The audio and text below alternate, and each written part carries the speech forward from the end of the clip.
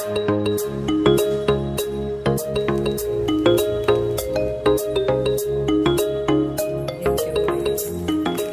Friends, कसे आहात सगळे? तर सगळ्यांना श्री स्वामी समर्थ. तर इथे तुम्ही बघता माझा ट्रायपॉड पूर्णच तुटला, म्हणजे कसा तुटला मलाच कळलं नाही ते पूर्ण. तर अशा प्रकारे तुम्ही बघितलं ट्रायपॉडचं माझ्या काय झालेलं आहे. आणि मला आता व्हिडिओ नेमकी शूट करायचा होता आणि ट्रायपॉडचे वाजले 12. आता मला ते ट्रायपॉड व्यवस्थित करून घ्यावा लागेल आधी, आणि नंतर मग मला व्हिडिओ मी तसंच तुम्हाला शेअर करते, कसा बसा काढते एका हाताने व्हिडिओ, आणि नंतर मग तुमच्याशी शेअर करते. तर चला.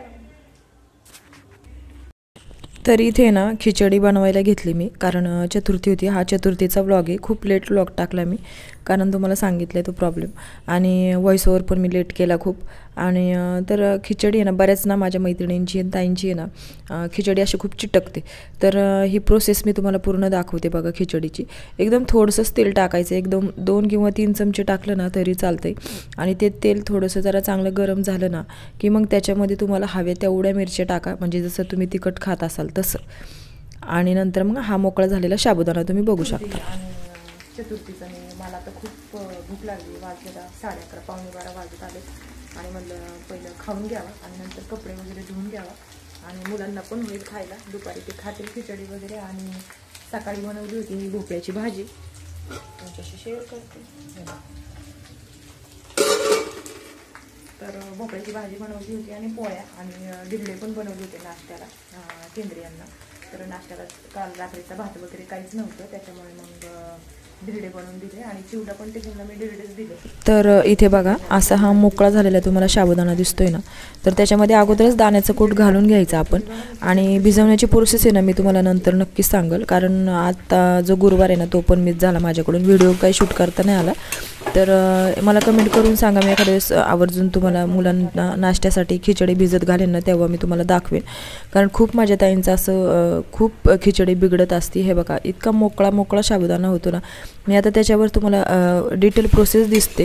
आणि खाली गॅस पण जरा बारीक ठेवायचा. जेव्हा आपण खिचडी हलवतो ना जेव्हा टाकल्यावर, तेव्हा गॅस जरा मीडियम फ्लेमवर ठेवायचा, म्हणजे जेणेकरून खिचडी आणि दाण्याचं कूट हे चांगलं एकत्र होतील आणि छान असे भाजले जातील. पण कंटिन्यू त्याला हलवत राहावं लागतं. जर तुम्ही खिचडी साबुदाणा जर तसाच ठेवला आणि गॅस जर मोठा केला तर तो खाली जळू शकतो. त्याच्यामुळे कंटिन्यू हलवायचं, एक 5-7 मिनटं तरी हलवायचं, जेणेकरून तो मोकळा मोकळा होईल आणि दाण्याचा कूटसुद्धा मोकळा होईल. त्याच्यामध्ये जरा भाजला जातो आणि तो मोकळा होतो.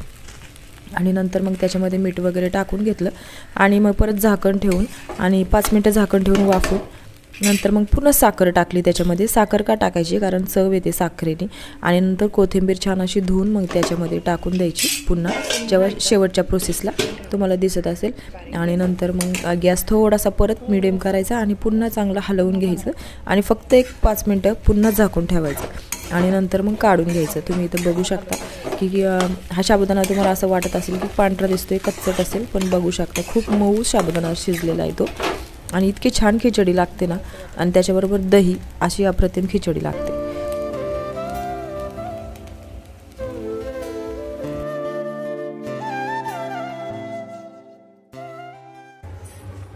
तर तुम्ही बघितली आता खिचडी मी कशी बनवली ती, आणि दाणाने दाणा मोकळा झालेला आहे खिचडीचा. तर तुम्ही आता पाहिलं. तर खूप माझ्या अशा मैत्रिणी आहेत ना की त्यांना खिचडी बनवायला गेलं ना का असा पचका होतो, पूर्ण असं चिकट खिचडी बनवतात. तर का माहिती का, भिजवण्यापासून त्याची प्रोसेस वेगळी असते. आणि भिजवायचं असेल ना तर पाणी एक पेरं सुद्धा वर नाही ठेवायचं. जेवढा साबुदाणा भिजेल ना तेवढंच पाणी ठेवायचं. तर तुम्हाला भिजवण्याची जर कृती, मी आता तुम्हाला डायरेक्ट भिजवलेलं साबुदाणा तयार करून दाखवला, पण याच्यानंतर ना तुम्हाला जर हवा असेल तर मला कमेंट करून सांगायचं, म्हणजे मला अशा कमेंट वगैरे येतच नाहीत. आणि आता नवीन चॅनल असल्यामुळे नाही म्हटलं तरी आता 3-4 महिने झाले, पण माझे रेग्युलर व्हिडिओ काही नसतात ना, त्याच्यामुळे मला त्याचं खूप वाईट वाटतं, कारण मोबाईलला थोडासा प्रॉब्लेम होतोय माझ्या, आणि त्याच्यामुळे मला व्हिडिओ टाकणं काही जमत नाही. पण मी शॉर्ट पण टाकते, तर प्लीज तुम्ही शॉर्टसुद्धा बघत जा, आणि माझे लॉंग व्हिडिओ टाकते ते सुद्धा बघत जा, आणि मला नक्की सपोर्ट करा पुढे जाण्यासाठी. कारण माझं पण एक स्वप्न आहे की असं आपण याच्यामध्ये जावं, जे क्रिएटर्स असतात ना त्यांच्यामध्ये पण आपण सामील व्हावं. छोटंसं का होईना आपल्याला छोटं का होईना क्रिएटरचं आवड मिळावं, असं माझं छोटंसं स्वप्न आहे. माझे खूप असे स्वप्न आहेत आणि बकेट लिस्ट पण आहे, मग ते तुमच्याशी मी नक्की नंतर शेअर करेन जेव्हा हळूहळू चॅनल आपला ग्रोथ होत जाईल तसा. तर चला तुम्हाला आता पुढचं दाखवते, शेअर करते. तर अजून मला एका टॉपला टिप पण मारायची आहे. शेजारच्या ताईचा स्टॉप आहे. आणि काल आहे ना केंद्रियांचा बड्डे होता, 17 तारीख होती. आणि काल काही केक करायला जमलं नाही आणि आम्ही गेलो होतो लग्नाला. तुम्हाला तर शेअर केला आहे शॉर्ट व्हिडिओमध्ये. तर लग्नाला गेलो होतो आणि तिथे आम्हाला यायलाच 11 वाजले. लग्न होतं 6:30चं, झालं 8:30ला. आणि त्याच्या पुढे मग जेवण वगैरे खूप छान होतं. पण मला काही व्हिडिओ त्याचा सुद्धा काढता नाही आला, कारण यांच्याकडे मोबाईल होता. त्याच्यामुळे ही मला म्हणले मी काही देणार नाही मोबाईल. त्याच्यामुळे मला तुम्हाला ते ताट पण शेअर नाही करता आलं की काय काय मेनू होते, खूप छान होते. आणि नंतर मग जवळजवळ 11:30 वाजता घरी आल्यावर मग नंतर मग आम्ही आवरून वगैरे लगेच झोपून घेतलं, दूध वगैरे तापून ठेवलं आणि नंतर मग झोपले. कारण सकाळी मी 5:30च उठते टिफिन वगैरे करायला. आणि तुम्हाला अजून एक मला शेअर करायचं आहे की तुम्हाला जर टिफिनची रेसिपी जर हवी असेल ना, तर मी शॉर्टमध्ये ना तुम्हाला टिफिनच्या रेसिपी शेअर करत जाईन. तर मला कमेंट करून नक्की सांगा की जे मी मॉर्निंगचं जे रुटीन आहे ना माझं टिफिनचं, ते तुमच्याशी नक्की शेअर करेन. तर मला तसं कमेंट करून सांगा आधी, मग मी शेअर करेन. आणि नंतर आज मला बनवायचं आहे केक. आणि उद्या मम्मी पण येणार आहे, उद्या किंवा आज येईल. तर तिला पण थोडासा केक देते. आणि यांच्या बड्डेचा केक मी आज बनवणार आहे, तो पण तुझ्याशी शेअर करते.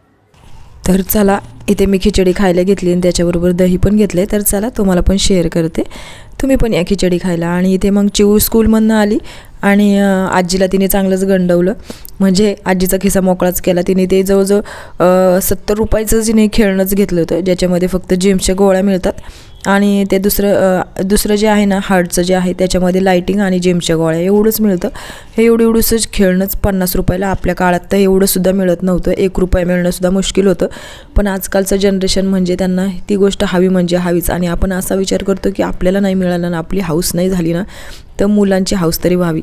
आपण हे छोट्या छोट्या गोष्टींमध्ये मोठा मोठा आनंद शोधत राहतो आणि मुलांनाही तोच देत राहतो.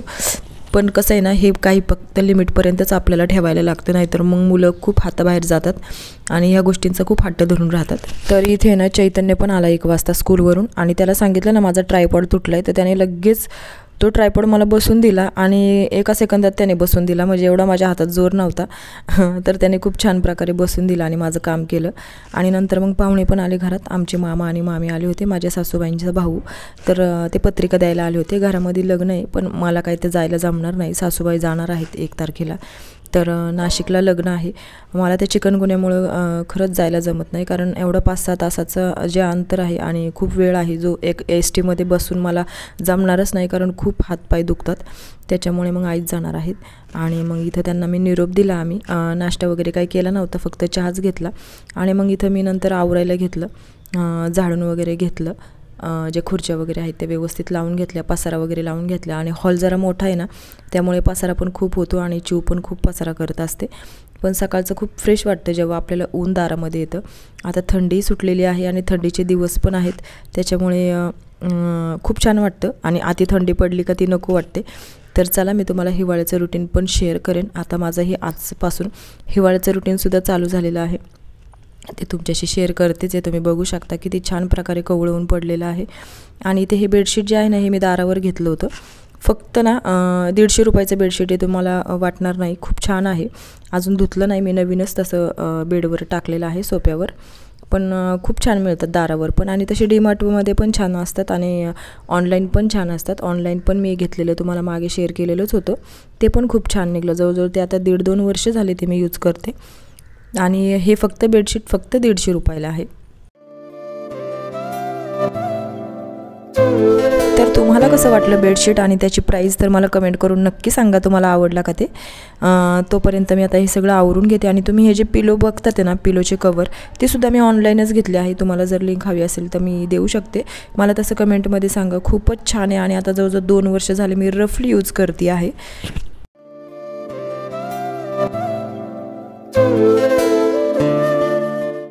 आणि हा आता माझा सोफा छान आवरून तयार दिसतो आहे आणि खूपच असा सजवल्यासारखा वाटतो आहे. आणि मला सोफा सजवलेला खूप आवडतो.